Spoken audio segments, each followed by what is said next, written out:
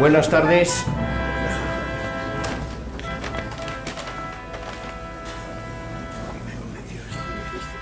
Bueno, ya hemos llegado al cuarto día de las jornadas y hoy vamos a tener la ponencia El inicio de las guerras en los Países Bajos y el camino español, que nos dará don René Quatrefages, historiador, doctor de Lettres por la Sorbona, en París. Antes de pasar a leerles su currículum, recordarles que mañana, como ustedes saben, nos iremos de visita al Museo del Ejército en Toledo. Saldrá el autocar a las 9 de la mañana de la puerta del acuartelamiento, pero les recuerdo que si alguien viene en su coche particular, el aparcamiento dentro del acuartelamiento no se va a poder efectuar, porque como estamos de obras hay muy pocos aparcamientos y no habrá sitio. Entonces el que venga en su coche particular hasta aquí tendrá que dejarlo pues en la zona azul o en otro sitio. ¿De acuerdo? El programa para mañana en Toledo será salida de aquí a las 9, llegada a Toledo esperamos a las 10 de la mañana, en 2 horas hacer la visita monográfica y a las 12, es la hora que tenemos pensado, el regreso en el autocar, que esperemos llegaremos aquí sobre la 1 o 1:30 de la tarde. Monsieur René Quatrefages nace en Saint-Jean-d'Ubrel, en Aveirón, en 1944. De 1963 a 1966 estudia Derecho en la Facultad de Droit de París, la Facultad de Derecho de París. Entre 1967 y 1975 se dedica a su actividad profesional de forma privada. De 1967 a 1971 realiza la Licence es Maîtrise d'Histoire, esto es lo que en España conocemos como tesina, en la Sorbonne, sobre el estatus social del militar español a través de las autobiografías de soldados siglos XVI y XVII, obteniendo la calificación cum laude. De 1972 a 1973, el señor Quatrefages dice que año sabático de búsqueda en los archivos de Simancas. En 1975 obtiene el doctorado en la Sorbona por su tesis Los tercios, con la calificación de cum laude. De 1975 a 1978 es miembro del Instituto de Altos Estudios Hispánicos en la Casa de Velázquez, aquí en Madrid. Entre 1979 y 1986 trabaja como investigador en el Centro Nacional de Investigación Científica, Instituciones Militares y Fuerzas Armadas en la Universidad de Montpellier. De 1987 a 1988 es auditor en el Instituto de Altos Estudios de la Defensa Nacional en París. En 1989 obtiene el doctorado de Lettres en la Sorbona, la más alta distinción universitaria en Francia. Con el trabajo La Organización Militar de España, 1492-1592, con la calificación cum laude. Entre 1991 y 1993 es director de investigación en la Universidad de Caen, Centro de Investigación de Historia Cuantitativa.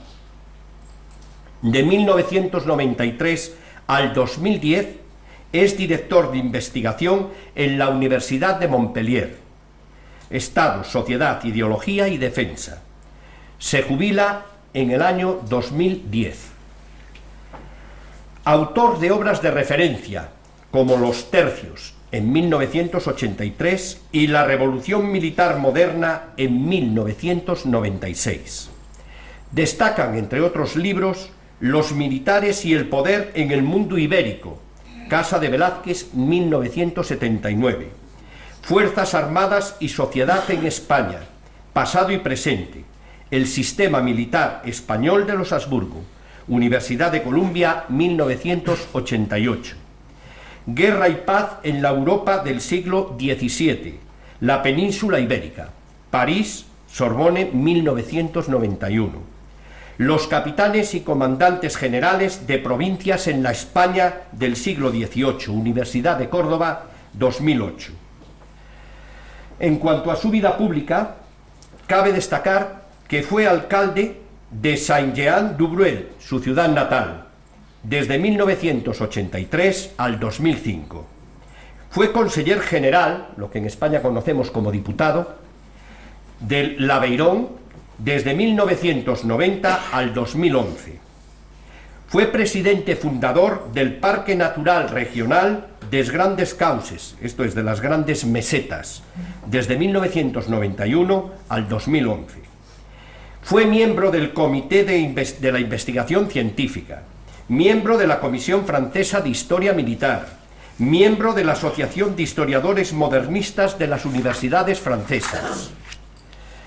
Como distinciones principales tiene las de Caballero de la Legión de Honor, Oficial del Mérito Nacional, Caballero de las Palmas Académicas, Caballero de las Artes y las Letras, y Cruz de la Orden del Mérito Militar con distintivo blanco de primera clase. Señoras y señores, les dejo con quien es toda una autoridad en el tema de los tercios españoles, señor René Cuatrefages. Muchas gracias.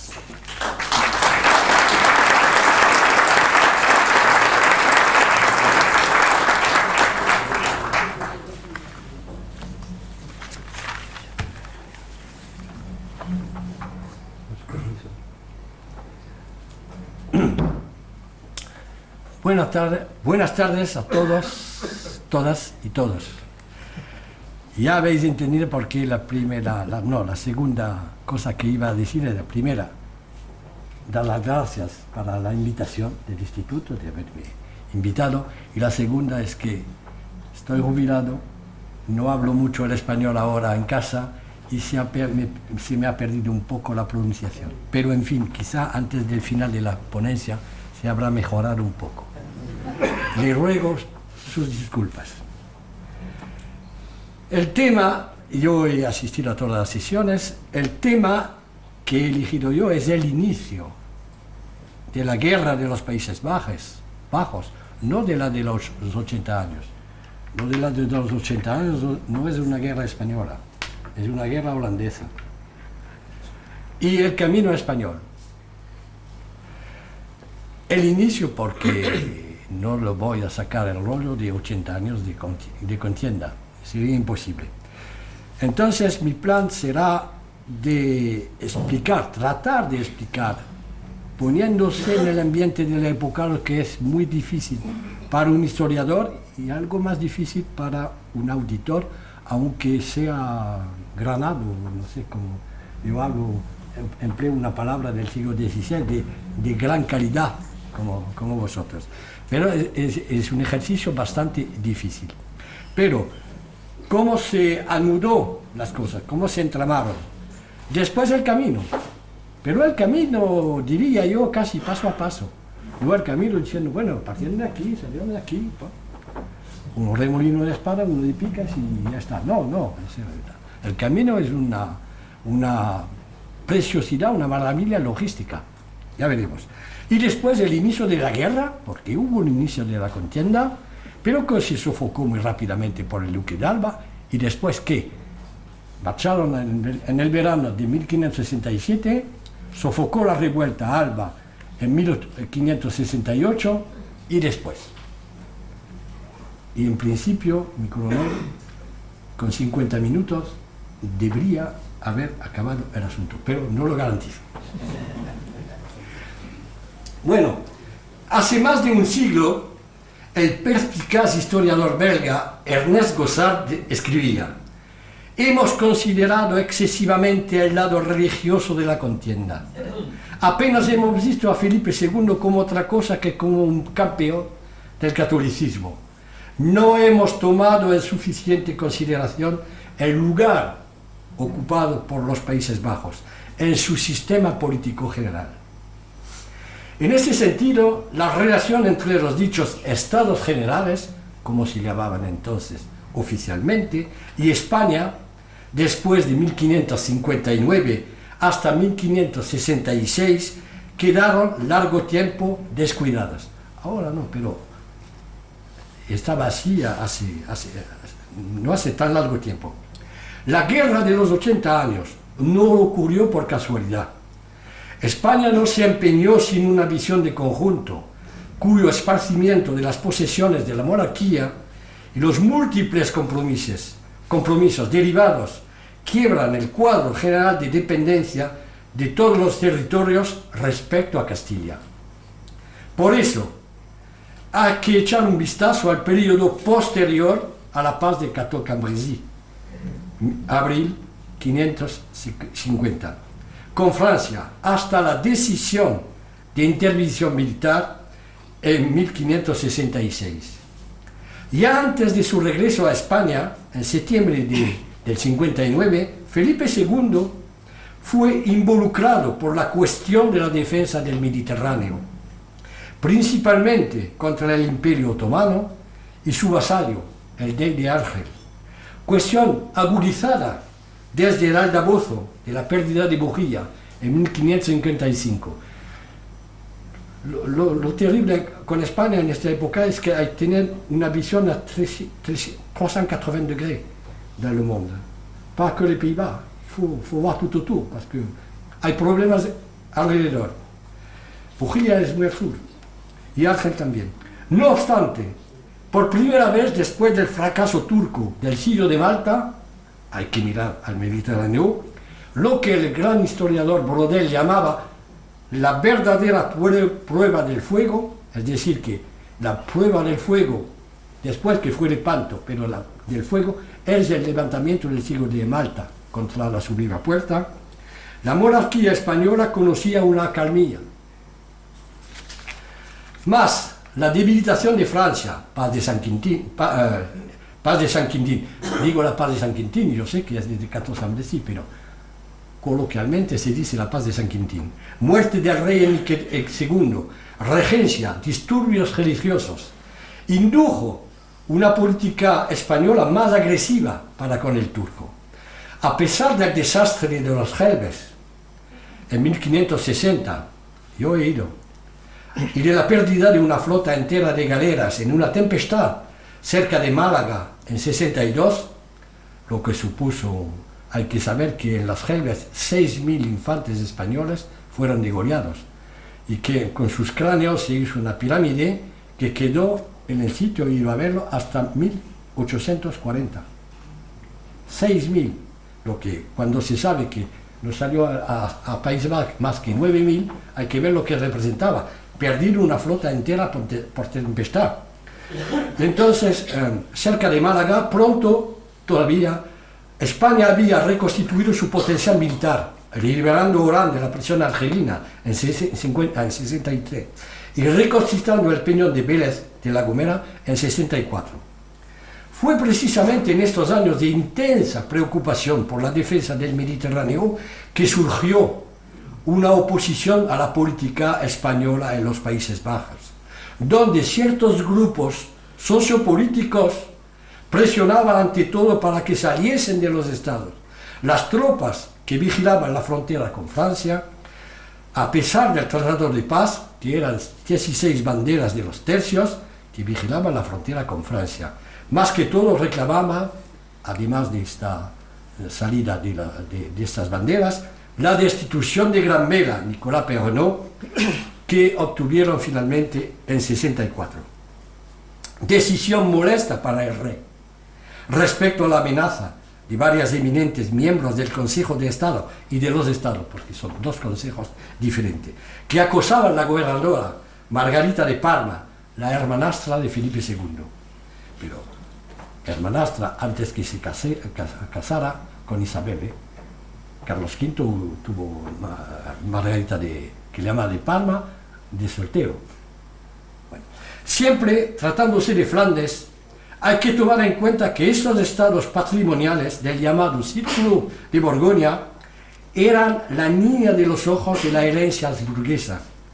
El rey era señor natural de las 17 provincias, constitutivas de los Países Bajos. No había rey en los Países Bajos. Desde 1549, cuando Carlos V sacó del imperio las provincias para volverse en señor natural, era señoría de la casa. Por eso eran tierras patrimoniales.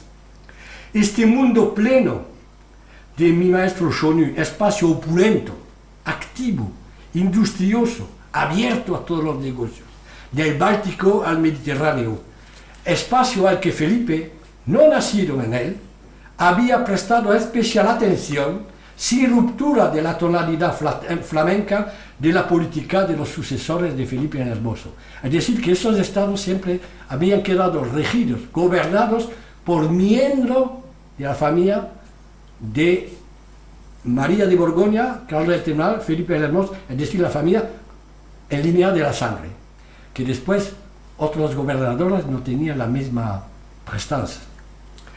Margarita de Austria era hermana de Felipe I el Hermoso. Siguió María de Hungría, hermana de Carlos V, hija de Juana Loca. Margarita de Parma, la hermanastra de Felipe II. Vuelto a España, Felipe II, castellanizado, desempeñó una política española. Y hubo una ruptura con la tonalidad flamenca. Mientras la alta burguesía financiera y la mediana o pequeña del negocio y oficios se mostraban permeables a las nuevas corrientes ideológicas de la Reforma, finalizándose el Concilio de Trento y en resonancia con el espíritu de la Contrarreforma, la respuesta española fue represiva. Tanto más cuanto de cara a un movimiento teñido de calvinismo activista, más que de luteranismo. Hubo quebraja entre una burguesía receptiva al calvinismo de los refugiados hugonotas y una nobleza en su mayoría fiel al catolicismo. Lastimadamente, una violenta crisis de subsistencia, no faltaba más, y una agravación de la fiscalidad empeoraron la situación.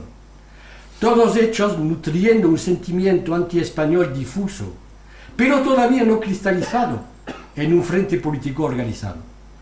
El alejamiento del monarca rompió el frágil equilibrio, alentando a los principales del Consejo de los Estados para acrecentar su influencia en el Consejo de Estado. La aplicación en los Países Bajos de los decretos del Concilio dio pretexto a crispaciones locales, inclinando a la sedición. El compromiso de Breda, en el año 66, inició públicamente la oposición política. Se consumió la ruptura amalgamando los aspectos religiosos, la cuestión del gobierno y las dificultades económicas. Fue una carrera contra el reloj entre el bullicio flamenco y la lentitud de las reacciones del rey, acosado ya por otras partes por el peso de la cristiandad y de la catolicidad. Hay un desajuste tremendo en el tiempo. Como ocurre a menudo en los acontecimientos históricos, no faltó la chispa. La furia iconoclasta que estalló en el agosto de 1566 en Flandes occidentales extendióse hasta Holanda.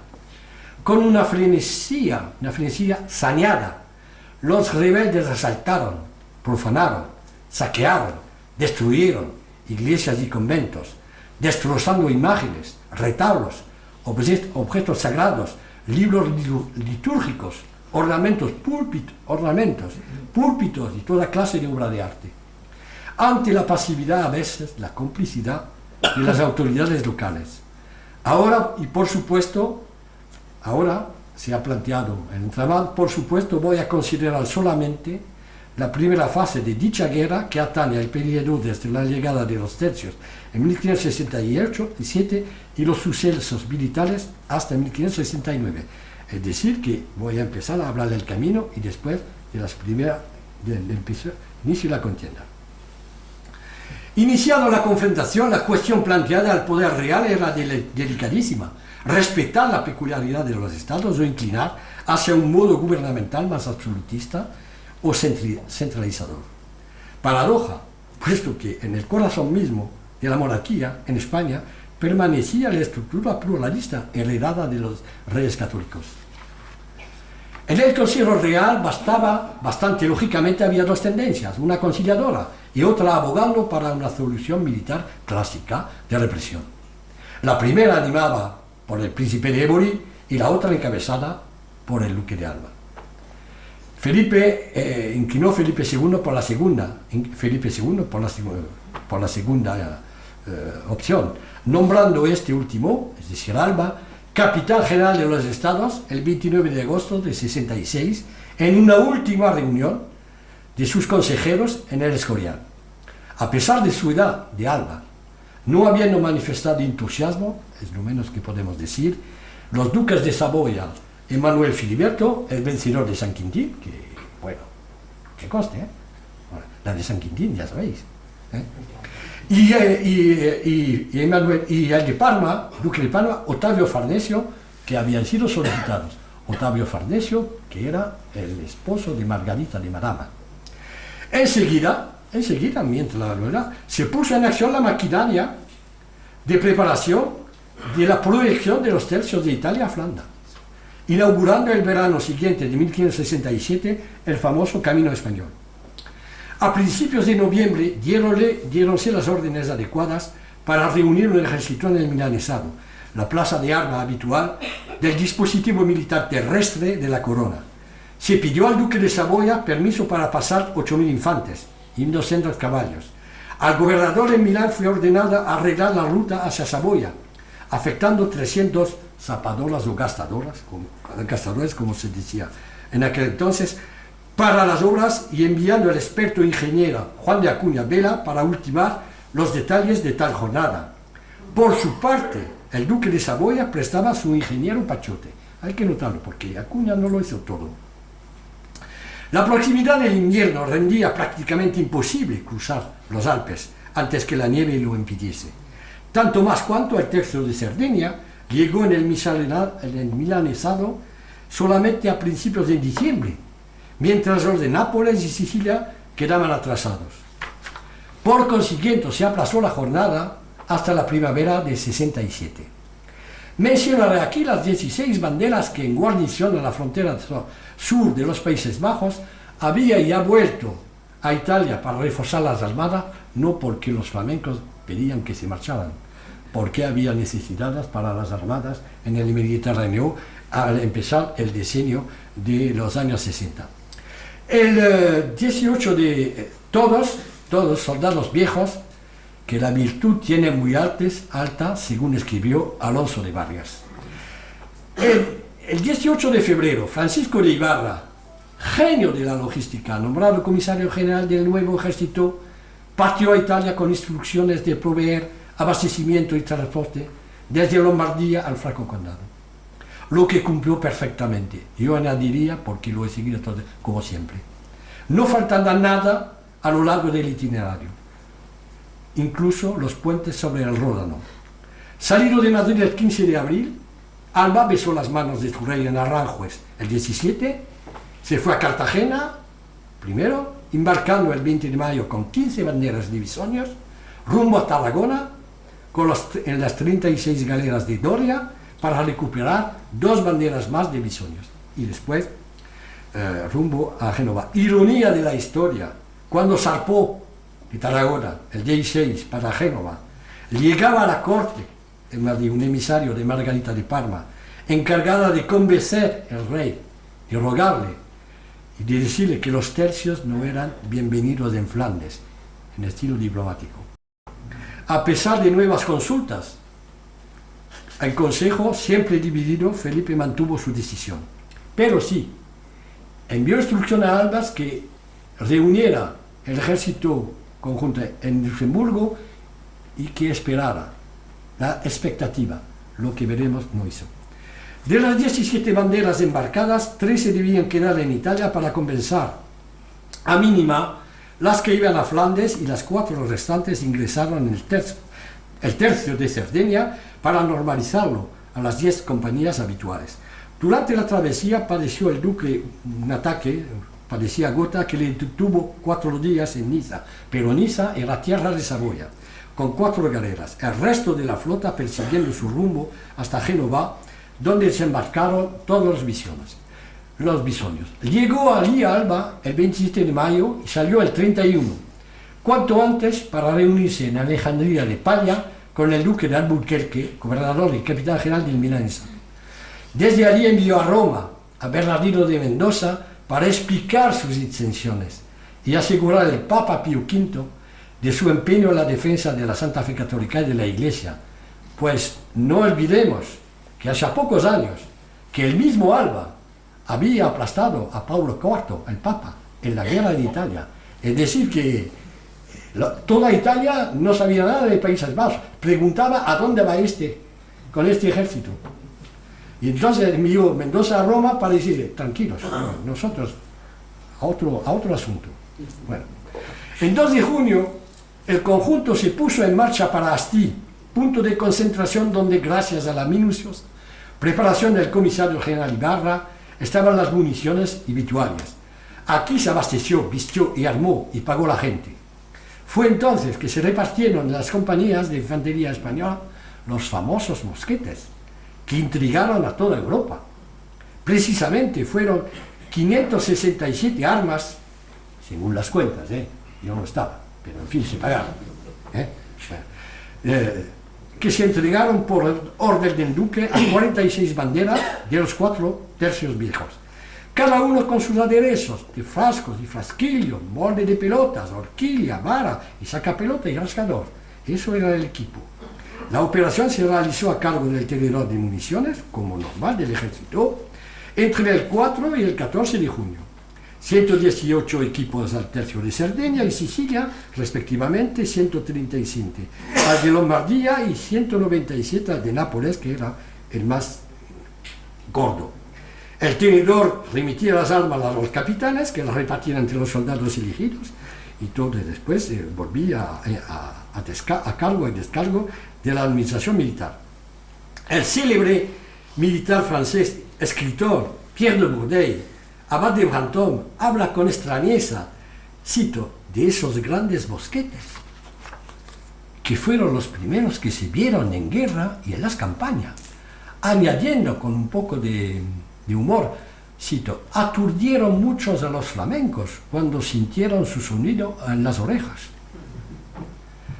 Este arma no se había usado hasta aquí más que para la defensa de plazas, era un arma de parapeto, por eso precisaba la horquilla. El cañón de 6 palos, 126 centímetros, y el correspondiente afuste pesaba más que el arcabuz y necesitaba la horquilla de 7 palmos para apuntar. Las pelosas eran de 2 onzas, 24 gramos. El arcabuz más o menos eran 12 gramos, 1 onza. Respecto al peso del conjunto con los aderezos, el mosquetero no llevaba otra protección que el clásico jubón de buffet. Hubo una muestra general el 4 de junio. Tercio de Nápoles, 3.230 infantes, 19 compañías. Ulloa mandaba. Tercio de Sicilia, 10 compañías, 1.600 infantes, Romero. Lombardía, 10 compañías, 2.200 infantes, Londoño. Cerdeña, 1.778, Brazamonte, casi 9.000 soldados. Pero acompañaba esta infantería 1.200 caballos, repartido en 5 estandartes de caballos ligeros a 100 ciladas, así se contaban los caballos, 2 otras de italianos, igual, 2 otras de albaneses y 2 otras de carbuceros españoles, a caballo. Todos al mando de don Hernando de Toledo, hijo natural de Alba, el prior de Castilla, el gran prior en la Orden de San Juan, famoso general de caballería. Así que las fuerzas puramente militares superaban las 10.000 hombres. Teniendo ya los 60 años, el duque tuvo que pararse 5 días en Asti, pudiendo verdaderamente empezar el camino solamente el 18 de junio. Ahora, hay que imaginar que además de estos 10.000 soldados, iban con él no solamente los 300 gastadores del ingeniero Acuña, no solamente los asimileros, asimilas y asimileros, sino toda la cola, todos los agentes de la tecnoestructura del ejército y más que todo un sinfín de lacayos, de mozos, de servidores, de pajes, de mujeres y hijos, vivanderos y no sé qué más, todos los que cuidan caballos y... Vale. que muy probablemente casi doblaban el nombre de bocas, porque la indemnización se calculaba en bocas. Entonces, más probable, y no estoy para inflar las cosas, digo 15.000 bocas. 10.000 soldados, añado 50% respecto a que había pasado los Alpes. Para el transporte de la impedimenta se concentraron 500 asímilas que guiaban habitualmente 2 asimileros por cada par, como lo precisan sus asientos, porque he ido a mirar los asientos de los asimileros. La pareja asimilero-asimila costaban 20 escudos, 28 escudos de oro en oro. Precisa la relación. Estamos en Italia. Así sabemos que, por ejemplo, un tal Ottaviano se contrató para llevar 2 cajas del material del ingeniero Pachota. Bueno, y otro Francisco Pertuccio, con solo una asimila para el bagaje de los alabarderos tudescos de la Guardia de su Excelencia, de la Guardia de Alba. Los demás eran los impedimentos clásicos, pero con las cuentas se sabe exactamente todo lo que se transportaba. Todas cuentas detalladas, así una maquinaria administrativa fenomenal. Por ejemplo, el despido de un tal Maneto, que sirvió solamente 7 días, con 2 asimileros y 5 asimilas, bueno, se le hizo un descuento aparte, y la paga para su vuelta de 5 días, porque te tenía cuenta que había la ida y había la vuelta, de un asimilero con un mozo y 2 asimilas, conforme a su asiento, es decir, que se firmaban asientos. Si no había artillería, sí que había reforzado el servicio sanitario habitual con un pequeño hospital. Normalmente este servicio en cada tercio incluía un médico, un cirujano y en cada bandera un barbero. Considerando los riesgos del camino, se acabó, cito, de poner en orden en Milán un hospital, yo digo un embrión de hospital. El responsable era el doctor Lope Bastarde, protofísico del ejército de su majestad que va a Flandes, con su asistente, el doctor Jaime Salvador, un cirujano, Gabriel Mallorquín, un barbero, Juan Bautista de Saluso, y un boticario, Jacobo Tedesco. Es casi toda Europa, ¿eh? Cuando ves los apellidos ya se nota que estos especialistas era probablemente por suerte que se habían contratado. También se compraron, y es interesante para ver un poco cómo era montado el hospital, 2 docenas de platos y escudillas de estaño, y 2 ollas de cobre grandes, estañadas, para cocer agua, y otra para cocina, y un par de vaginas de barbero, un par de sartenes y asadores, y un par de frascos de estaño. Más se equiparon de media docena de sábanas grandes, y otra media docena de jergones recias. Añadieron 2 cajas en que se llevó todo esto. Así que el hospital era eso, este personal y este material. Por cuando el duque salió de Asti para la ruta del Mont-Cenis, dividióse el ejército en las 3 partes tradicionales, vanguardia, batalla y retaguardia. Con antelación, para reformar su plana mayor, Alba había pedido al rey ciertos castellanos reputados, entre los cuales el de Pavía, Sancho Dávila, muy estimado, en que confió su guardia personal. Iba con la vanguardia el mismo duque con 3.000 infantes del tercio de Nápoles, al mando de Alonso de Ulloa, que había servido ya al emperador, acompañado por 200 arcabuceros a caballo y 300 caballos ligeros. Encabezaba la batalla el prior, con otros 3.000 infantes, incluyendo el tercio de Lombardía, entero al mando de Londoño, Sancho, hombre prudente, el famoso autor del famoso discurso sobre la forma de reducir la disciplina a mayor y antiguo estado, redactado a petición del mismo duque para instruir los soldados, y cito además, sabiendo que no se dudaba de lo que decía Londoño, con 400 caballos ligeros para la protección del bagaje. En cuanto a la retaguardia, la conducía el experto Chapin Vitelli, un poco conocido, pero un gran militar del siglo XVI, italiano como su apellido lo indica, con el resto de la infantería de los tercios de Sicilia y Cerdeña, mandados respectivamente por Romero, el mejor soldado de la tierra, y Bracamonte, protegidos en la marcha por 200 caballos ligeros albaneses. Previamente los cazadores de los ingenieros habían hecho lo posible para allanar y ensanchar el camino, particularmente en el valle empinado de la Novalesa, por Ferrara, que desemboca, después del paso de Susa, al puerto del Mont-Cenis. porque si recordemos que ya mercaderes y comerciantes solían usar esta vía entre Italia y Francia, pero si permitía el paso de sus asimilas no estaba, por supuesto, tan adaptado a tal ejército. Los primeros elementos cruzaron el puerto el 24 de junio. En la reacción del viaje que su excelencia hizo de Italia a Bruselas, que está en el archivo de la Casa de Alba, que se supone que son testimonios oculares probablemente compilados por Ibarra, según Parker, el recorrido de las últimas leguas de la subida 2,5 leguas, son más de 10 kilómetros, y de la bajada del lado saboyano, 2, es decir, entre 8 y 10 kilómetros, por una, cito, mala carretera, no fue un paseo, calzada estrecha y rocosa, paso del mismo puerto en cresta durante una legua, calzada antes de alcanzar una pequeña llanura donde había 4 cabañas donde solían reposar los caballos de posta, siguiendo una mala bajada de otra legua de misma dificultad hasta el pueblo de Laszlo, que es el primero del lado saboyano, donde alojaron, no contando el sitio más que una centena de casas pequeñas. Precisa la dicha relación que la montaña estaba nevada a pesar de la San Juan del 24 de junio y del temporal espantoso. Para atravesar el ducado de Saboya pudo el comisario general prevalerse del sistema de las etapas, organizado por los franceses en 1551, es decir, desde cuando los franceses tuvieron que ir y venir a Italia, organizaron la cosa para cruzar Saboya, que después sirvió a toda clase de viajeros. Es como Internet, empezó por lo militar y después se difundió a toda clase de personas.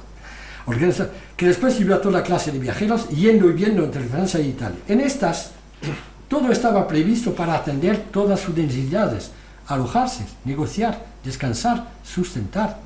Pero las necesidades de un ejército de tantas bocas superaban la normalidad mercantil. Ibarra cumplió su cometido. Sin embargo, no existía tal sistema en el Franco Condado, es decir, que se pasó Saboya sin ningún problema. En el Franco Condado no había el sistema de las etapas y se podía elegir varias rutas. Aquí fue preciso innovar. El duque tuvo la suerte de poder servirse de un mapa recientemente elaborado por Francisco de Lannoy, un cuñado del cardenal Granvela, y Alba lo tenía en tan gran interés que embargó su publicación más de un decenio, como cosa de top secret. Plasmaba tal documento todo lo que un ejército podía necesitar para su marcha: rutas, puentes que contaba, obstáculos insuperables y, en caso de varias posibilidades, los mejores caminos y la situación de las villas más próximas. Solo lo fundamental era apuntado. En aquel entonces no existía un guía mejor para atravesar el Franco Condado. El paso, incluso además, dispúsose muy burocráticamente, en estrecha coordinación con las autoridades locales, que actuaron directamente o mediante asentistas privados. En el 67 se designó un solo oficial para supervisar los preparativos en cada distrito por donde había de caminar las tropas. Se calculó las cantidades de vituallas y de servicios necesarios, prorrateando la carga entre los pueblos, transporte de unos, vituallas de alimentos de otros, etc., y al justo precio. Tras el paso de los soldados, enseguida se enviaban comisarios especiales para recoger la tierra, tomando las declaraciones de cada contribuyente, satisfaciendo los pagos de contado por la pagaduría militar o a cargo del fisco local. Por ejemplo, para cambiar de periodo, para no estar en 67, ya años más tarde, cuando volvieron en 67, fue el primero de la Cámara de Cuentas de Borgoña, un comisario diputado por el gobernador, para las vituallas y lo demás necesario al tránsito de la dicha infantería, que caminaron por el país a pagar los naturales que habían dado las municiones, lo cual se hizo en presencia de un capitán español, Pedro de Paz, diputado por el capitán general Ernesto Mansfeld, y de un consejero asimismo diputado por el Parlamento para ver hacer el pagamento, habiendo primero avisado a los lugares que contribuyeron, y se pagó a todas las personas pública y realmente, según el récipice en el texto, que mostraron de los comisarios a quién había entregado las municiones y al precio que valían cuando los dieron, de modo que todos quedaron pagados, satisfechos y contentos. Así pasamos en Franco Condado. Bueno, ahora, montado todo este sistema de ruta, el ejército pudo avanzar despacio, pero no sin cautela, por recelos de cualquier ataque. Se pudo marchar en una sola columna por el restante de la jornada. La marcha prosiguió tranquila y salva, se dice, solamente turbada por un incendio que destruyó parte del bagaje el 16 de julio de 67 sin que causara ninguna alarma, y la moral de la gente estaba muy alta. Es decir, que en los 12 días que duró el cruce del Franco Condado no ocurrió más que este incendio. Molesto para los que perdieron sus bienes, pero en fin. Al acercarse de la Lorena, a partir del 19 de julio, se distribuyó a los capitanes cantidades de municiones, pólvora, plomo y cuerda, cito, para que ellos, a la entrada y salida de los estados de Lorena, diesen y repartiesen a los soldados arcabuceros de sus compañías, para que viniesen proveídos por la sospecha que entonces se tenía de enemigos, y para las salvas que habían de hacer a los serenísimos duques y duquesas de Lorena, porque las municiones que sacaron de Italia les vino a faltar. Se había tardado 12 días para atravesar el Franco Condado, se tardará otro tanto para cruzar la Lorena. En buena disciplina, salvo un soldado y 2 arcabuceros que habían robado carneros, llegó la queja de los campesinos al duque y les hizo prender. Además de restituir o pagar los reses, a indecisión de criados de los propios duques de Lorena, el duque se ablandó un poco, echó a la suerte el ahorcamiento de uno, perdonando a 2, pero con intervención de los duques de Lorena, porque Alba no flanqueaba con la disciplina. En Lorena alcanzó el ejército el pueblo de Ville-sur-Allion el 24 de julio, fiesta de Santiago. Encabezado por Alba, los caballeros de la orden oyeron vísperas en la capilla local, cantadas por los capellanes militares, y se hizo una salva en honor del santo patrono del ejército. Brantón, otra vez él, quedó impresionado, comparando a capitanes los soldados con sus flamantes vestidos, y sobre todo sus coseletes dorados y clavados, y más todavía los mosqueteros a príncipes. Puede ser que exagera un poco, pero en fin, venían de Italia, venían de ciertos años después, esta gente había cobrado sueldo normal, vivían como príncipes. Y Brantôme se lo dijo. Incluso tengo aquí el trasladado de un asiento, cuando vinieron bisonos de Francia para vestirles, no tengo tiempo antes de ver, pero podía decirle cómo venían vestidos y de color, de qué tipo de tejidos, porque está en el asiento. Estas lucidas tropas llegaron a Luxemburgo, a Thionville, a la frontera de los Países Bajos, saludados, esto es importante, por principales nobles y oficiales, acudidos de Bruselas, al despecho de la gobernadora, Margarita de Palma, abandonado de repente sola en su palacio. Es que esta gente trataba de atraerse las buenas gracias del duque, no se sabe, no lo cuenta la historia. No obstante, intuyendo la incertidumbre de la situación de los estados, Alba envió Ibarra a Bruselas para informar a la gobernadora, aunque ya prevenida por el rey, Madama, despachó a Charles de Berlaymont. Nada se pierde en la historia, el Palacio de la Europa se llama Palacio Berlaymont. Contador mayor de Hacienda, para pedir al duque que con qué poderes entraba con ejército de los estados. Esto huele ya a Cisneros antes, pero es otra historia.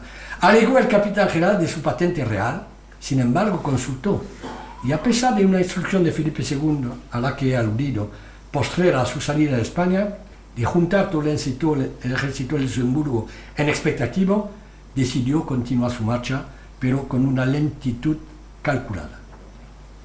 Entró en Bruselas el 22 de agosto, 4 meses después de su salida de la corte en Aranjuez.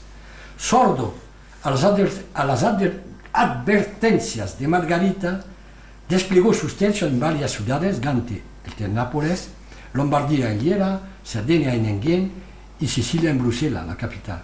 Ordenó de reconstruir el castillo de Amberes, en una potente ciudadela conforme al parecer del ingeniero famoso Gabriel Servillón, prior de Hungría, y de Chapin-Vitelli, donde llegaron a trabajar hasta 2.000 obreros. Pero si Alba tenía poderes de capitán general, Madama quedaba gobernadora. De buena fe los dos anhelaban la venida del rey, que él solo podía arreglar el problema político, que nunca tuvo lugar, aunque se preparó cuidadosamente en Madrid a lo largo del verano 67, porque tanto Margarita como Alba esperaban que viniera el rey. Alba tenía cometido lo que va a hacer de sofocar la rebelión, punto. Pero hubo puntos suspensivos después. Con la creación del Tribunal de la Sangre, expresión holandesa, pero para nosotros españoles, perdón, los tumultos, nosotros para el francés, de trouble, bueno, el famoso tribunal de nominación, la distancia entre la gobernadora y Alba resultó insuperable. Finalmente Margarita se marchó de los Países Bajos el 30 de diciembre, destino a Italia. Estos eventos políticos movieron a Guillermo de Nassau a encabezar la rebelión. Ya salida la gobernadora de la familia, él podía efectivamente intentar. Desde luego no voy a evocar los consabidos acontecimientos políticos, sino solamente el inicio de las peripecias bélicas. Rápidamente, Orange organizó levas de tropas con el objetivo de atacar las fuerzas reales casi a los 4 puntos cardinales de las 17 provincias. Al sur, por un ataque hugonote, al oeste, por una invasión inglesa, al este, por un ejército alemán en el Limburgo, y al norte, en Frisia, por un ejército procedente también de Alemania. En febrero del 68 fracasó su estrategia en el sur, donde la fuerza del señor de Annekam, jefe de la fuerza hugonoto, fue capturado en Flandes Occidental. Pues también fracasó el intento en el Limburgo, donde un pequeño ejército de 2.000 hombres y algunos caballos mandados por el señor de Villiers entraron en Hougomont el 20 de abril, acuchillando y dando pistoletazos a las imágenes de las iglesias. 600 veteranos de Londoño, la compañía de Sancho Dávila y otros caballeros y general albanese y una más de cabuceros del caballo los aplastaron el 25 del mismo, en Dalen, donde se habían retirado los invasores, pobres, atrincherados detrás de un rebelín flanqueado con su bagaje, como si esto podía efectivamente, quizás no sabían de los tercios todavía estos. Bueno, y eso fue el primer hecho de armas de Sancho Dávila, coup d'éclat, no sé cómo se dice en español, digo fait d'armes, hecho de arma, pero es mejor que eso, coup d'éclat, porque el prudente Londoño no quería, como discípulo de Alba, lo veremos, quería que se desvanezca el enemigo sin perder hombres, sin verter sangre. Pero Sancho de Londoño, el rayo de la guerra, eso que tuvo la razón, pero ese es su primer hecho de Alba, la victoria de Dalen. Murieron más de 1.000 enemigos y se ganaron 7 banderas y el bagaje.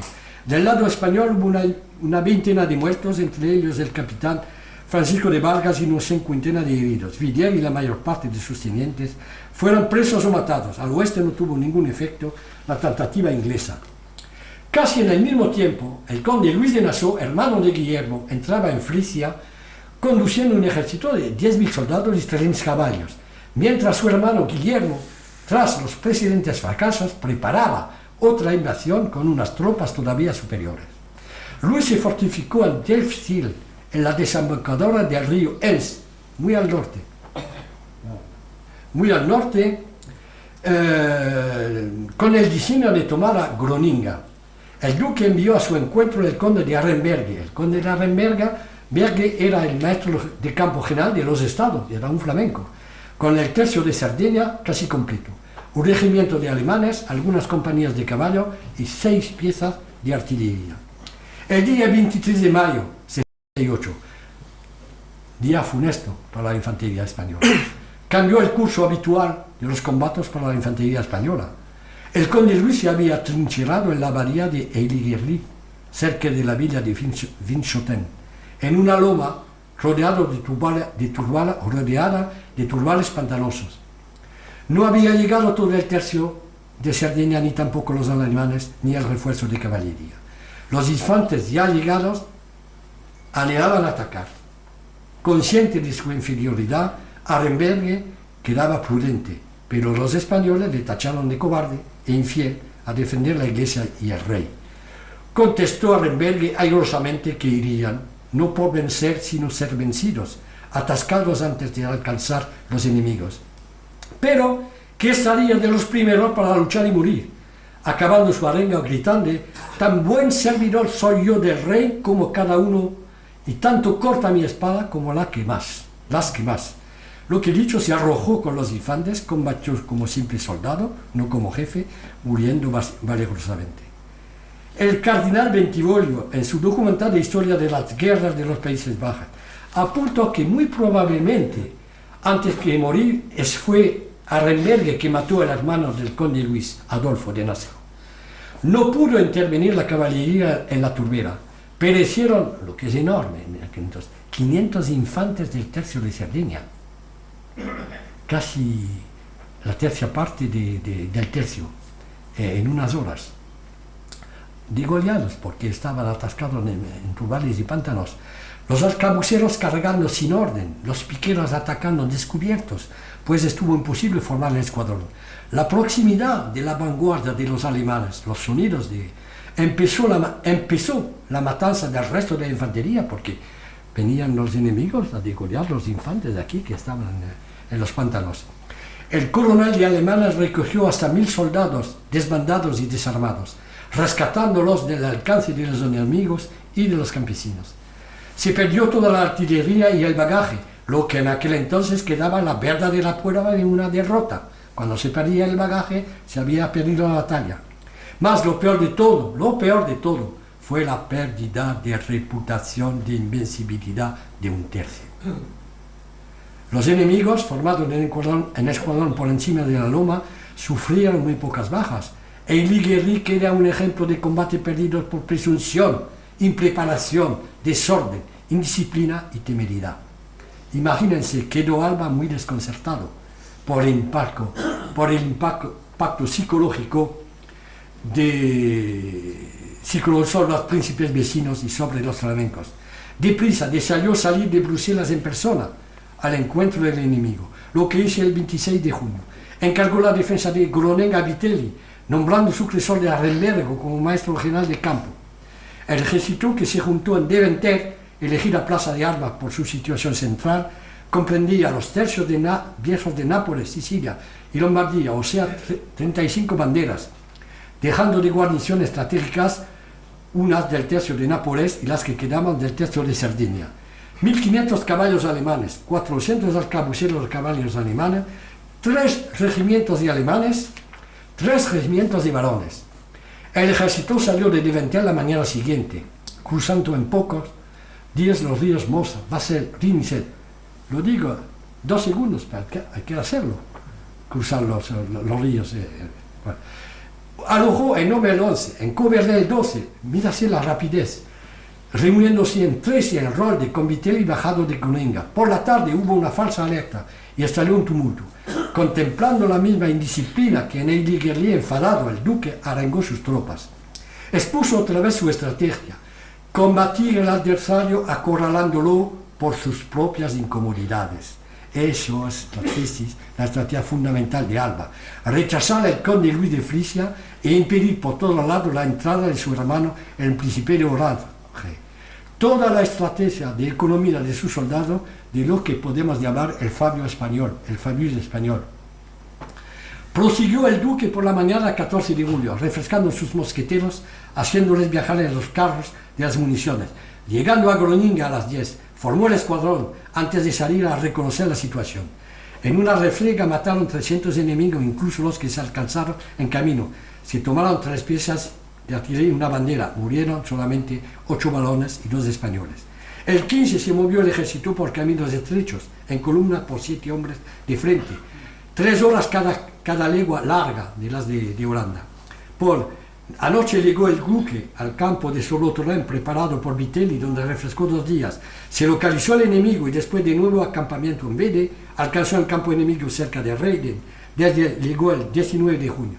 El conde Luis ocupaba una buena posición a orillas del río Elm, atrincherado en la bahía de Geminga, confiando en sus efectivos entre 10 y 15.000 hombres y cerca de 10.000 caballos.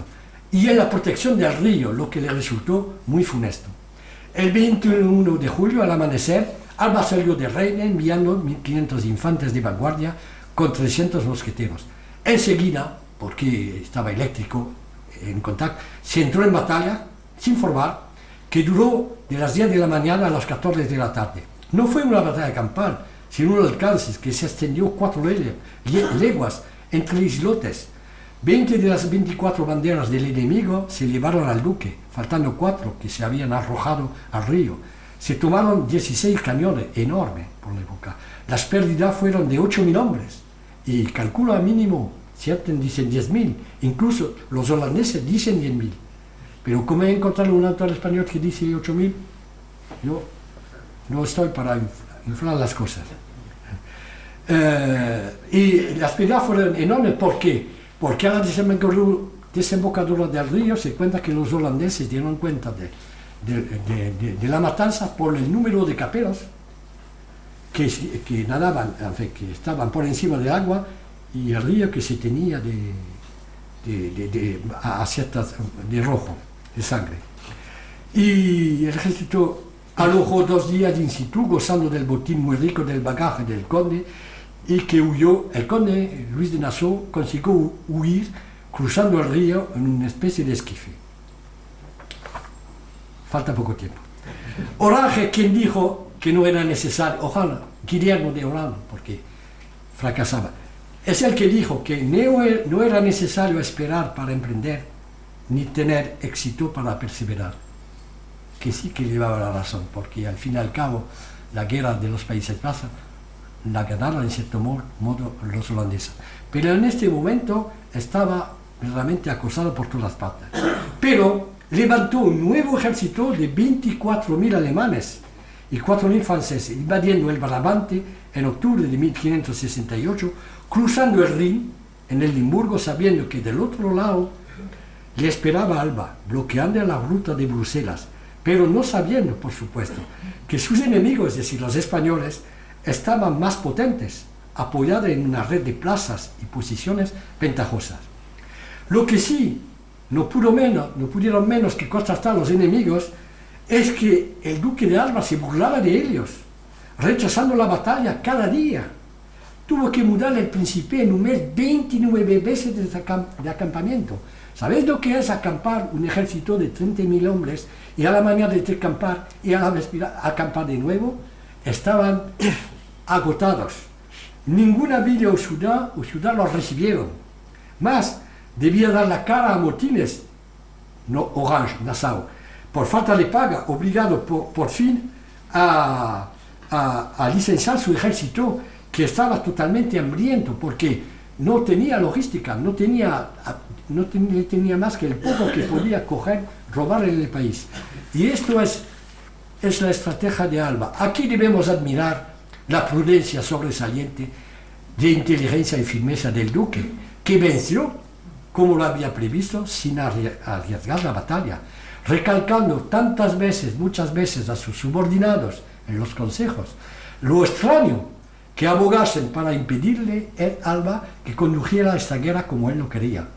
Es decir, que le decía, bueno, lo que hubiera debido hacer a Rembergue en el Ligny, pero es que Alba podía pisar fuerte, es decir, que tenía la categoría para decirle, tranquilos, que yo sé lo que hago. Finalmente se desvanecieron los restos del ejército de Orange en Alsacia, donde acabó su empresa, llevando a Francia, entre los hugonotes rebeldes de Condé y Coligny, 1 millar de sobrevivientes de sus múltiples intentos de invasión de los Países Bajos. Acabada su propia jornada en un picante fracaso, confesaba él mismo, además de su ruina personal por un gasto de 500.000 florinas, tan apremiado que tuvo que vender todo lo que pudo y hasta su platería, debiendo probablemente mucho más todavía. Y eso para nada, sino un desastre militar, un desastre político y un desastre financiero. Aquí se acaba mi conferencia. ¿Y qué más ahora? Ha cumplido Alba. No, muy bien, muy bien. 3 frases. Ha cumplido Alba, pero ha cumplido lo militar. Él pensaba regresar a la corte triunfante, ¿Por qué? Porque esperaban a Felipe II que vinieran a Estado, y Margarita también esperaba para que marchase a Italia, también ella, pero no vino Felipe. Y si Margarita pudo marcharse, Alba tuvo que permanecer. Y el alba militar no es el alba político, es otra cosa. La otra historia ya la conocéis. Es decir, que para de aquí, la situación se puede equiparar un poco a la de Carlos V, su padre, el padre antes de Mulberg, cuando aplazan a los luteranos. ¿Y qué más que pasa?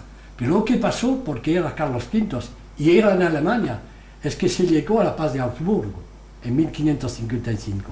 Es decir, que cada uno por lo suyo, cuius regio, eius religio. Es decir, que la religión del príncipe vale para el pueblo. Y después, mirad afuera, no pasa nada. Pero no ocurrió esto en los Países Bajos. El rey estaba en España, y esto nada de eso, y aplicó la regla, soy católico, debéis ser católico. Y no hubo a nivel de los Países Bajos una forma de conciliación político-religiosa como la paz de Augsburg. Y lo demás ya lo sabéis. Muchas gracias.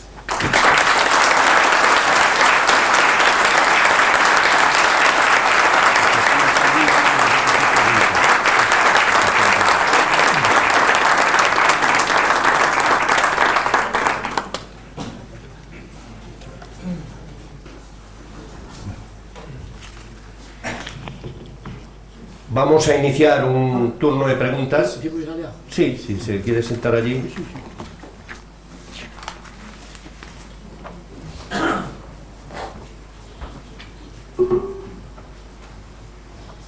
Entonces iniciamos turno de preguntas.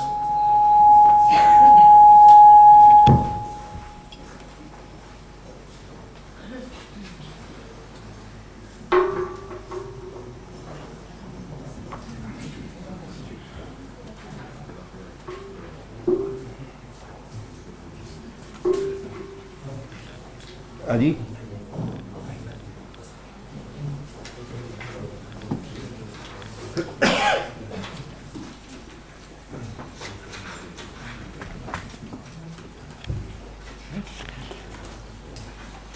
Muchas gracias por su magnífica exposición, pero mi pregunta es la siguiente.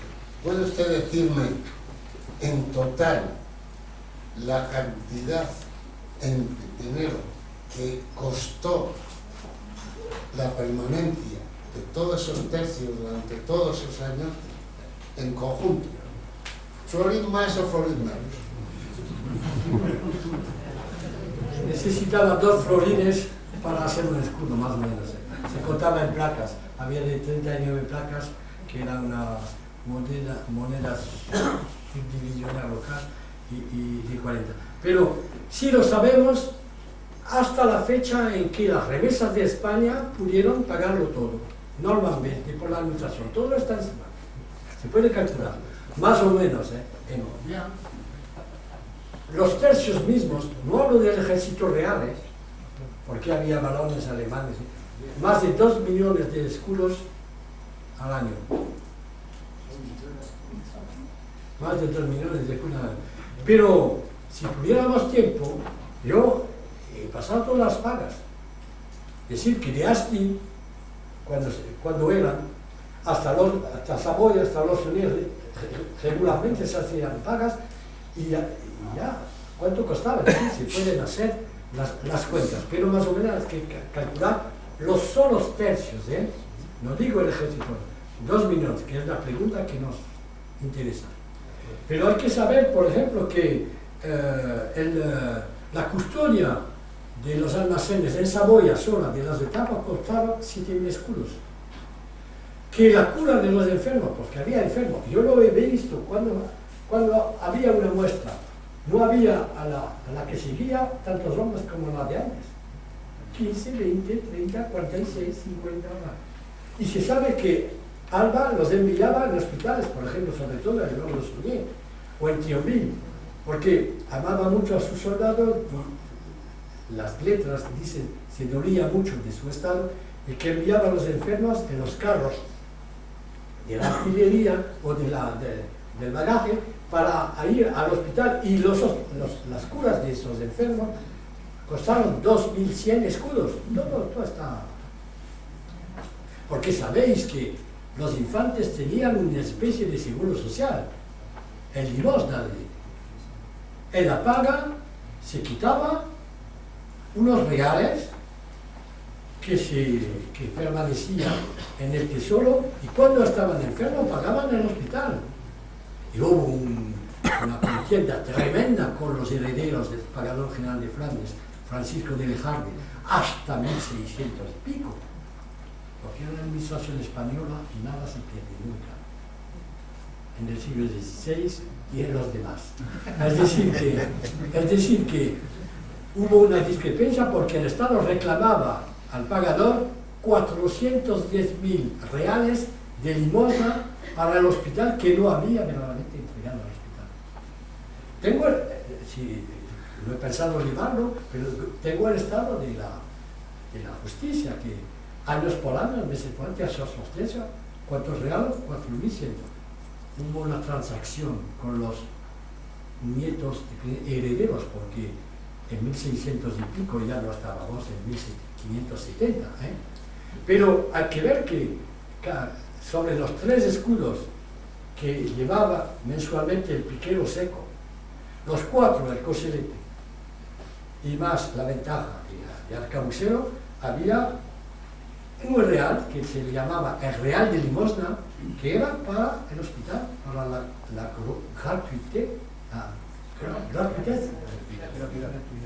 gratuidad del hospital.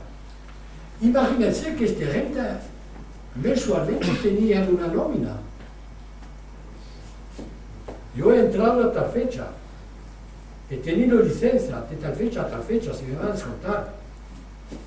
Porque si murió mi padre había asuntos que hacer, porque es normal, si era en guerra no iba, pero la normalidad, la mayor, era que había un poco de paz. Vuelvo, se me va a descontar. He gastado mi pólvora, he pedido pólvora, bueno, hay que descontarla.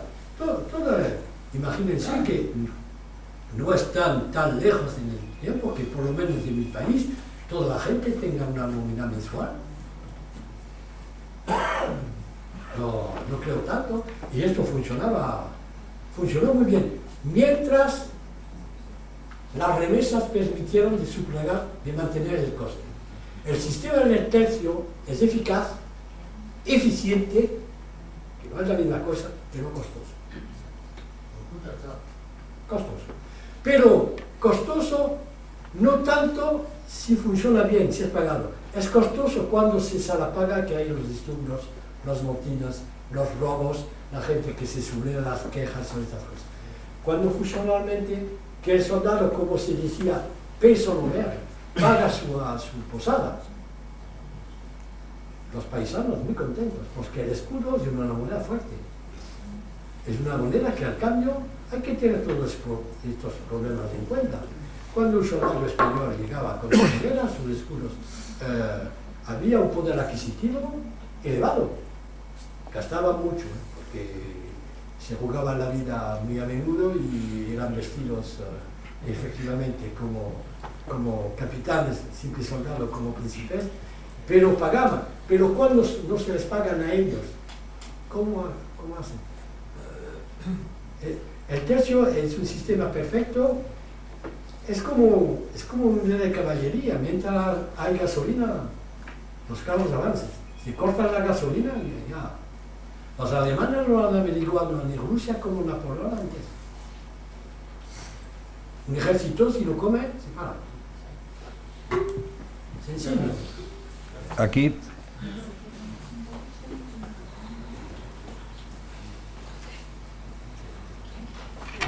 la tercera. Hola, buenas tardes. Yo quería hacerle una pregunta. ¿Por qué España financió y se puso a favor de los hugonotes cuando ellos eran protestantes y con España no se portaron precisamente muy bien? Perdón, señor.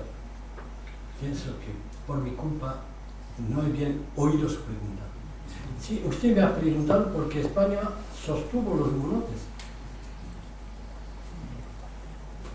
En el siglo XVII, porque en el siglo XVI España no sostuvo en nada los hugonotes, los combatió férreamente. Hay algo que quizá no entiendo. ¿Me podría usted precisar su pregunta? Se trata que España católica, las fuerzas católicas, hubieran ayudado, echado una mano a hugonotes. Sí. Que sepa yo, no lo digo. En cambio, digamos, hubo un periodo, una etapa que en cambio combatirlos se puso a favor suya. Lo siento, yo no sé todo, por supuesto. Bueno. Y esto de momento no veo que los tercios que hayan ido, lo que costó mucho, sobre todo con Farnesio, cuando ya Farnesio había conseguido recuperar todas las 17 provincias en los años 80 y 90, cuando la sucesión de Enrique III matado como rey de Polonia, como rey de Francia, y que la alternativa dinástica era Enrique de Borbón, Enrique IV, hugonote. Entonces Felipe II dice, no es posible. Mi hija Clara Eugenia, la niña de mis ojos, la niña Isabel, nieta de Enrique II, sí que puede ser reina de Francia. Y entonces impidió Farnesio con sus tropas a venir en Francia a luchar por eso, incluso además en Italia. Y esto fue realmente la chance manquée, ¿cómo se diría? La ocasión perdida, verdaderamente de recuperar las 17 provincias. Es en la bisagra de los 80 y 90 cuando el rey dije, bueno, hay que hacer, y que después se preparó la Invencible y todas estas cosas. Es fácil hacer la historia después, pero hubiera dejarle, hay que concentrar en el objetivo principal, que trop embrasse mal el tren. Pero hay que darse cuenta que Farnesio casi lo obtuvo, porque al fin y al cabo, se dice que pensáis todos aquí que la guerra de los Países Bajos la habéis perdido. Ya, os pregunto, ¿qué pensáis que la habéis ganado? No, perdido. Pero no es verdad. ¿De qué se trataba? Cuando Carlos V cree los estados, no reinos, los estados, 17 provincias, se rebelaron y se independizaron 7. 10 quedaron católicas. Que yo, que sepa un poco de aritmética, encuentro que 10 es más que 7.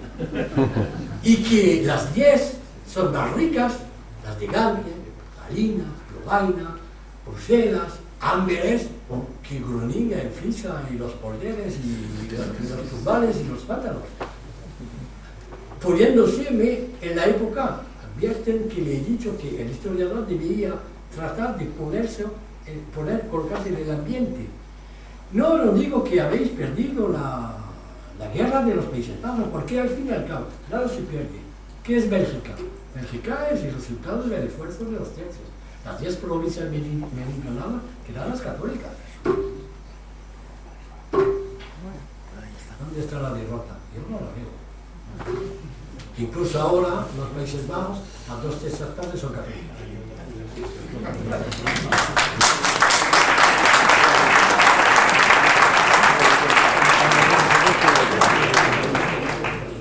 Quisiera enseñarles un truco, una cosa que no he podido utilizar, pero se lo enseño. Sabéis que soy una rata de archivos. Mi amigo Alberto Herrero, catedrático de Derecho Internacional de la Universidad de Valladolid, lo sabe muy bien porque ya años en Simancas. Y tengo aquí la copia sacada del microfilm de un asiento. ¿Qué dice ese asiento? Bueno, es una compra de 1000 moriones y 1000 coseletes en el milanizado. Eso, claro. Las picas se compraban en las colgadas, entonces, pero había que comprar y sobre todo llevarlas. Y entonces, lo curioso es que es un asiento, se lo voy a enseñar así porque ya lo veréis un poco. el contrato con compañías, se dice así, de transporte, en el milanesado se contrataba, y para que para que se esconde, porque era transporte de armas para Saboya, Condado, Lorena, países más o menos tranquilos, se ponía en cajas en este asiento 185 para 1000 moriones y 1000 cosiletes. Y se hacían contraseñas, marcas anónimas, y se mandaban unas cajas por casa para que no llame la atención a cualquiera. Y es curiosísimo de ver cómo se hacían, porque no se trataba solamente de comprar, había que tener. Y el contrato precisaba que debía entregarse en Amberes, debía entregarse al Tribunal de Bastimientos o en el sitio donde estaría él, es decir, que podía ir a Frisia, a Geldles, a Holanda, que era una de las 17 provincias. Pero lo curioso es esto, es que todas, un día debieron marcharse de Lombardía,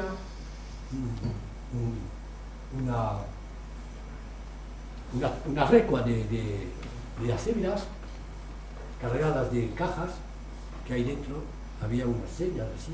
Bueno, llegaron, porque se pagaron. Profesor, buenas tardes. Soy capellán castrense. Sí, ya lo sé. Gracias por su exposición. He leído su libro y veo que dedica varios capítulos al trabajo del capellán. Sí me gustaría que nos hiciera esta tarde, si le parece, un apunte sobre la misión, el acompañamiento del capellán castrense en las campañas que nos acaba de escribir. Y sobre todo quería preguntarle si podemos encontrar una fecha lo más exacta posible desde cuándo el capellán o el sacerdote, el capellán, está con los soldados. Gracias. Bueno, mi general, ya que el coronel está bien, ¿no? Bueno, voy a ser rápido.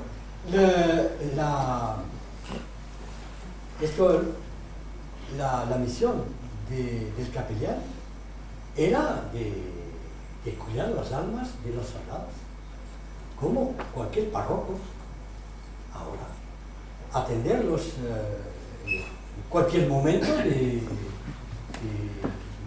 sus necesidades, sobre todo al momento de morir, que había mucho trabajo a veces en estas circunstancias, y mantener esta tropa que muy disciplinada, pero en fin, eran hombres. Mirad, ¿os dais cuenta de lo que son capaces hoy en día en el mundo los hombres cuando se desmandados? ¿Qué crueldad les puede hacer los terroristas del Oriente? ¿Qué van los tercios? ¿Qué me van a sacar de leyendas negras? ¿Entienden lo que quiero decir? Es decir, que cuando algo se desenfrena, se desata, bueno, todo es posible. El hombre es una bestia. No sé qué autor ha dicho que la historia no era más que una costra de sangre. Una costra de sangre. Pero mira en el mundo entero cuántas guerras tenemos hoy. Y ayer, y vamos a tener mañana. Y entonces el historia de Cicero, bueno, sí, había problemas, había torturas, había extorsiones de dinero, había violaciones, pero estaba regulado, y no estaba sin... Hay muchos que se han acabado ahorcado o arcabuceados por falta de la disciplina. No, y entonces el capellán tenía una misión importante, muy importante. A la segunda parte de la pregunta, desde siempre. El Sergio era de plantilla. En la Plaza Mayor, lo que se llama la Plaza Mayor, había el capellán pagado como un soldado. No, a veces decían quién eran, a veces jesuitas, había algunos jesuitas. Y hay un trabajo que nunca hizo, que quisiera hacer, es estudiar sus oraciones fúnebres, que tenemos algunas conservadas y publicadas. para ver la sustancia, la quintesencia, que ensayaban de transmitir a una tropa al momento de enterrar o de hacer el homenaje fúnebre, el homenaje fúnebre a soldados. No he tenido tiempo de hacer trabajo, pero me gustaría porque aquí es como las arengas. Las arengas, incluso hoy, un jefe habla a sus tropas. Y no solamente por la orden de día, a veces, cuando en la trinchera hay que, bueno, sí, lo digo en lo general porque siempre no están arquitectos, no lo están ahora, lo han estado antes. Pero la aranga, la palabra, el verbo es muy importante. Había no sé quién escribió, creo que es en el siglo XIX, no lo ubicó, que el caballero era mucho menos dueño de sus sentimientos, de su corazón, que sus espuelas de su caballo, o algo así. Es decir, que el ser humano, a pesar de todo lo que sabe, todo lo aprendido, todo lo arreglo, todo, a veces hay algo que se pasa que conecta y ahora la visión del capellán es plena y entera. Lo que le contesto, ¿verdad? Además que, bueno, se vivía antes del combate de una cosa, un rasgo, una rodilla entera, el camuso, la pica y la oración, y Santiago, y en aquel entonces Sierra España y Santiago, no es un mito. Y no sé si habéis visto vosotros una película, eso es demasiado largo, No. una película de Buzzati, que se llama, que se pasa en Austria-Hungría, el desierto de Tartaro, desierto de los tártaros. Pero hay que darse cuenta que por la herencia de Borgoña Borghesa a Viena hay una escena del film, de la película, que cuando hay la revista, los soldados austríacos, ¿verdad?, están así, una rodilla entera, como los borgoñones y como los soldados de los tercios, nada se pierde. Es así. Y a veces cuando uno tiene claves de lectura, se da cuenta de ciertas cosas. Mucha gente, bueno, que hace esto arrodillados, piensa que es una exageración. No. Es el alma mía del asunto. Entonces vivía en eso. Es decir que, bueno, normalmente la blasfemia era reprimida, no siempre, pero normalmente sí. Y todos había esta visión de edificación y de mantenimiento en el corsé para que no se... Porque ¿quién tiene la fuerza?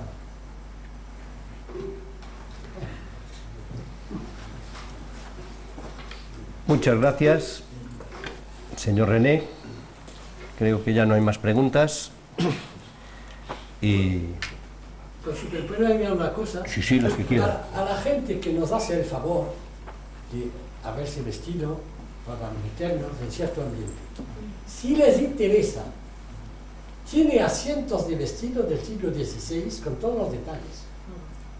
Claro que sí. De tejidos, de colores. Se lo digo, gratuito.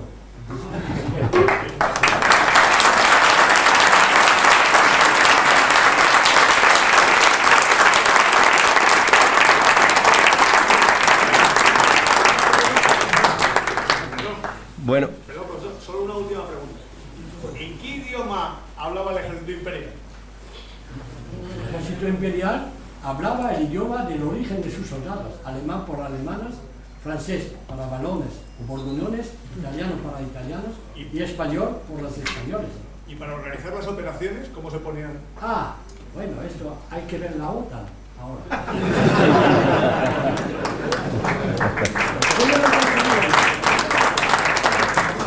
¿Cómo lo conseguían? Había, incluso algunos deberían hablar latino. ¿Cómo? bueno, Los muy latinos hablaban latino. con esta estupenda y seria ponencia que nos ha impartido el señor René, damos por finalizadas las conferencias que integraron las jornadas sobre el camino español. Quiero dar las gracias a todos los conferenciantes que con su alto grado de preparación nos han ilustrado a lo largo de estos 4 días sobre una hazaña militar de la que este año, como todos ustedes saben, se cumple el 450 aniversario de su apertura por el Duque de Alba, el Camino Español. También les damos las gracias a todos ustedes que con su asistencia han hecho que estas jornadas nos animen a seguir trabajando en el mismo sentido e intentando mejorar en todo lo posible.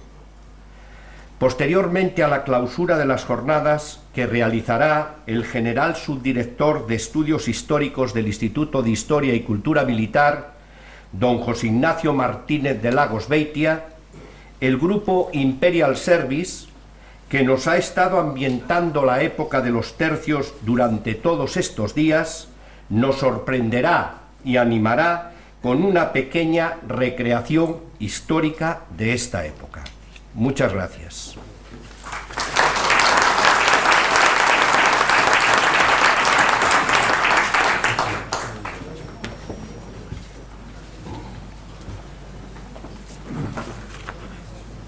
Buenas tardes. Bueno, para el Instituto de Historia y Cultura Militar y para todos los componentes de este centro, de este organismo, pues ha sido un placer y una satisfacción el haber podido organizar estas jornadas, haber contado con este plantel de conferenciantes, de profesores que nos han ilustrado, dándonos una visión muy completa de lo que fue la apertura del Camino Español y el combate de los tercios en los campos de Europa. Y la verdad que ha sido una gran oportunidad de poder hablar de historia militar, pero de historia, al fin y al cabo, de historia de España y de historia de nuestras unidades. Y por supuesto, una gran satisfacción también ha sido poder contar con la presencia de todos ustedes que nos han acompañado durante estos 4 días. La verdad que es un gran placer poder llenar este salón de actos, bueno, totalmente como está lleno hoy y como ha estado lleno los días anteriores, y ver que hay mucha gente que es amiga, que es aficionada a la historia militar. Para finalizar, quiero agradecer, por supuesto, a los conferenciantes que nos han acompañado estos días. Les puedo asegurar que su disponibilidad ha sido total, no costó prácticamente nada conseguir que vinieran aquí.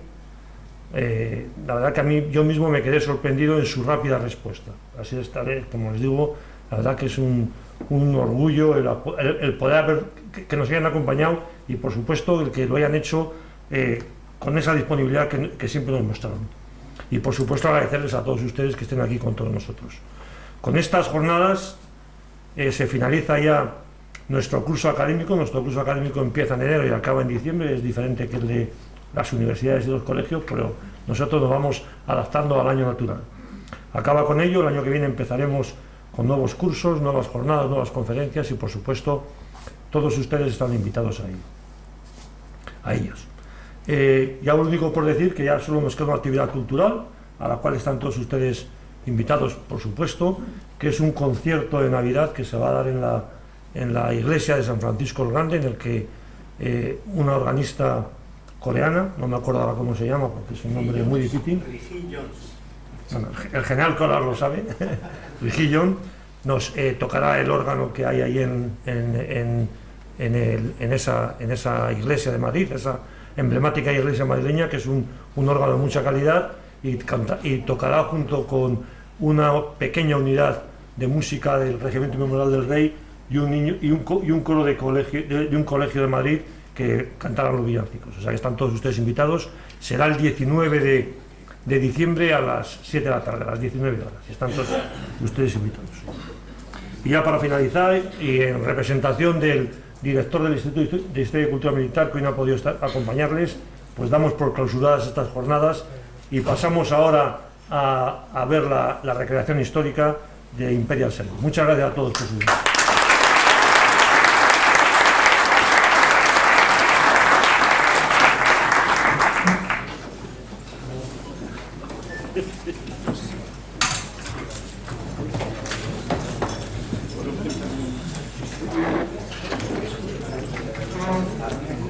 Que me ha dicho que corra.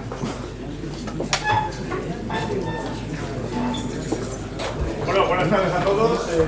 Para los que hayáis estado aquí desde el primer día, ya nos habéis visto un poco deambular de un lado para otro, contando un poquito, claro, con estos grandes profesores que hemos tenido y con estas figuras que nos han acompañado en estos días, pero os lo vamos a enseñar de una manera distinta, de una forma más visual que actualmente en el siglo XVI y XVII pues no se suele ver. Y para eso vamos a empezar jugando un poquito con vosotros, ¿no? Vamos a daros el no educado ni escudo, os vamos a dar el maravedí del rey por cada una de las preguntas que contestéis. No son de saber histórico, hombre, si las sabéis mejor que mejor, ¿vale? Pero son más de sentido común, ¿vale?, que de saber histórico.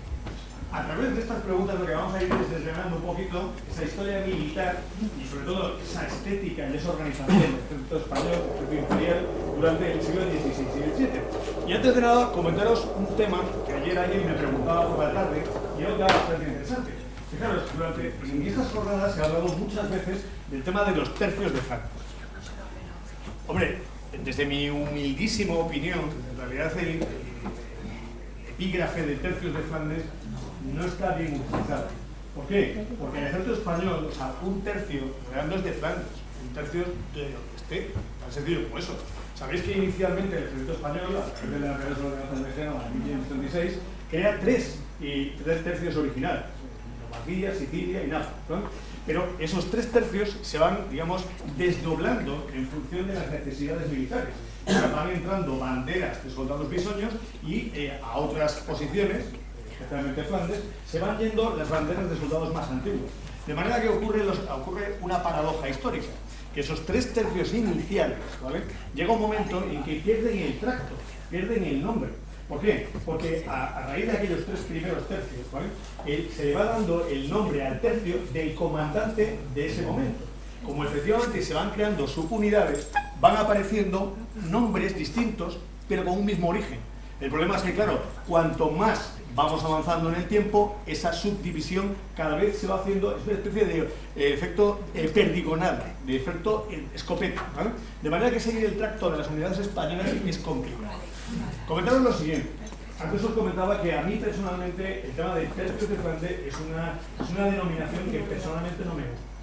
Precisamente porque los tercios pueden estar desplegados donde sea necesario. En el Mediterráneo, Italia, España, Flandes, por supuesto, en cualquier lugar.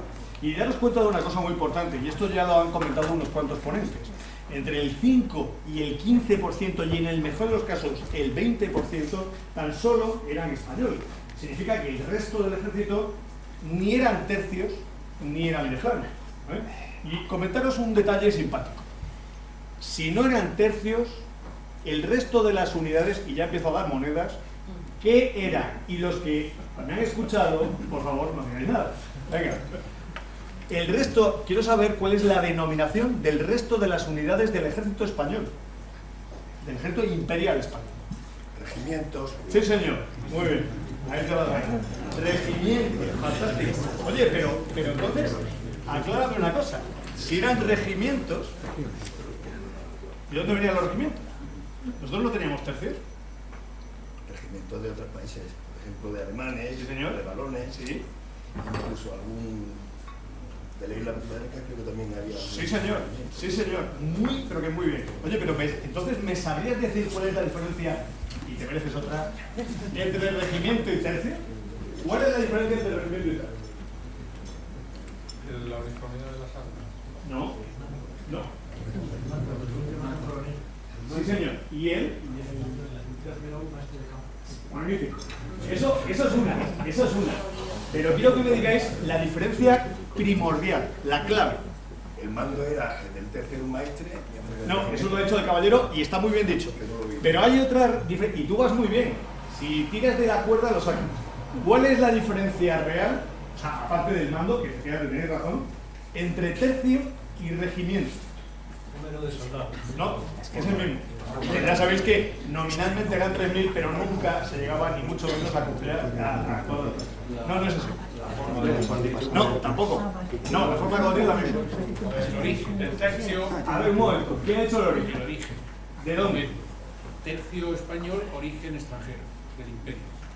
Y el tercio español, como tal, Sí. no jura lealtad por una campaña, porque va sirviendo su ley natural, mientras que un regimiento italiano o alemán, de alguna manera, tienen que comprometerse por una campaña. No está mal, pero me quedo más con lo que dice el origen. Pero escucha, a ver, ¿lo pongo o no lo pongo? Escuchad que aquí está la pista, ¿eh? ¿De dónde eran los tercios y de dónde eran los regimientos? Los soldados de los tercios son españoles. No, no solamente. Bien habéis Sí, dicho, señor. portugués. Aquí lo ha clavado. Aquí lo ha clavado. Agarraros. Tercios, hay tercios italianos, tercios portugueses y tercios españoles. O sea, mediterráneo. Y regimientos, y tú ibas muy bien, los hay valones, los hay ingleses, los hay alemanes, etcétera, etcétera. Y efectivamente, curiosamente, no hay ninguna diferencia, es una denominación. Básicamente, a nivel de organización, pero la manera de combatir, las armas, todo exactamente igual. O sea, la única diferencia es que uno tiene un maestre y otro tiene un torre. Pero el resto es exactamente igual. Bueno, oye, pues veo que estáis muy puestos. Sabiendo esto, Un el momento, número 1, por favor. los irlandeses también eran tercios. No, ya estaban, si luchaban como irlandeses, o sea, como unidad independiente, no. Si luchaban, Creo normalmente... que es Felipe III el que Sí. les considera, después de todas las campañas de Irlanda contra los ingleses, y cuando escapan los condes y se refugian en España... Claro, pero sabes que, les dan- escucha, sabes que los regimientos, tanto ingleses, que los hubo, como irlandeses, precisamente por el número de bajas, llegan a fusionarse.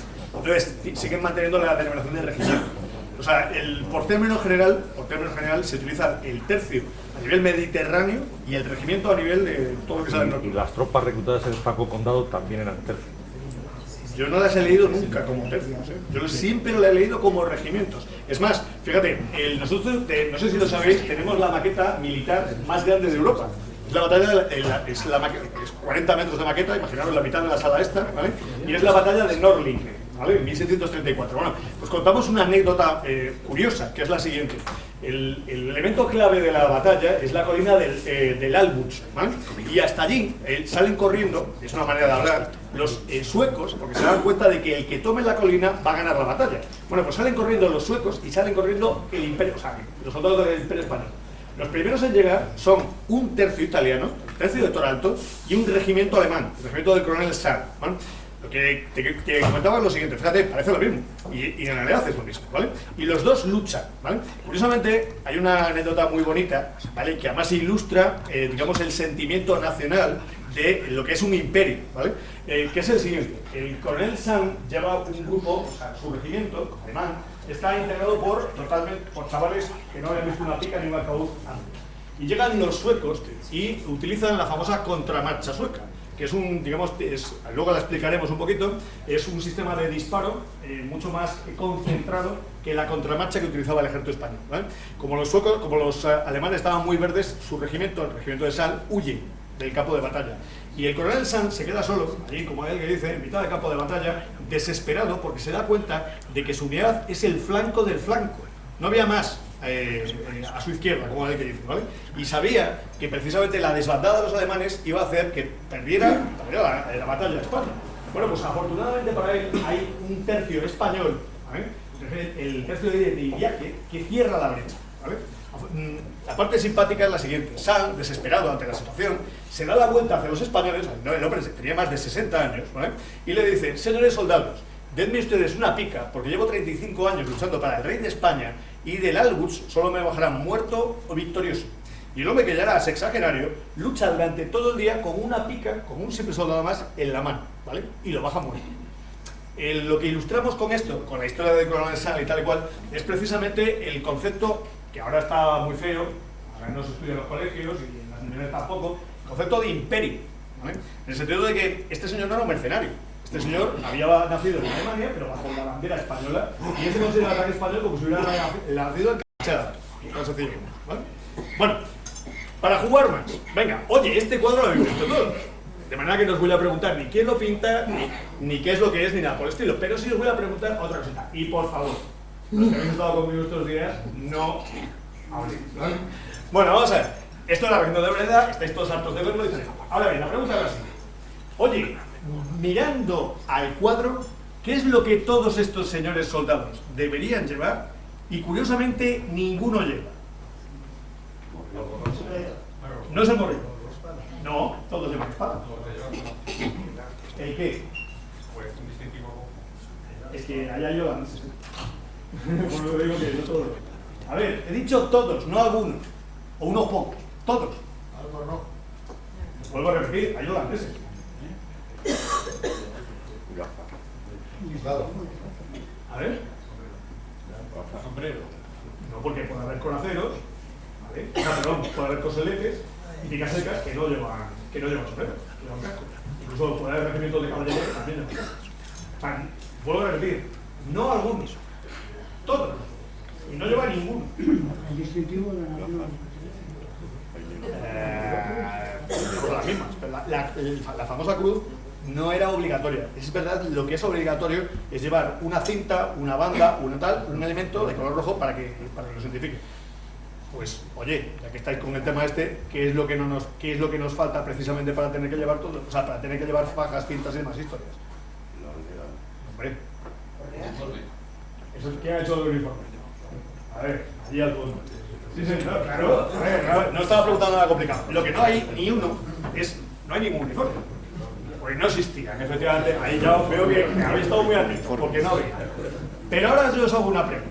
Oye, ya que tenemos la obviedad de que efectivamente no existían, ¿cuál es el primer país, venga, señores, cuál es el primer país en introducir cierto grado de uniformidad? Suiza. No, Suecia. no, ¿cuál? Suecia. Ah, Suecia. Efectivamente, fijaros, Gustavo Adolfo, que es un revolucionario en cuanto a tácticas militares y la manera de manejar el ejército, el hombre, no os creáis que lo hace por una cuestión estética ni nada por el estilo. Voy a hacer aquí una observación. El ejército español, hay determinados historiadores que afirman que también llevaban cierto grado de uniformidad. A ver, sí y no. El tema tiene una explicación. Sí es verdad que en determinadas banderas prevalece un color sobre otro. Pero hay una explicación muy simple, que es que el rey, cuando no podía pagar, digamos, en efectivo, ¿vale?, que eran las soldadas y soldados, pagaba en especies, o sea, en tela. De manera que cuando se repartía paño, como él dice, claro, el sastre o el propio soldado, claro, todo el paño se entregaba de un solo color.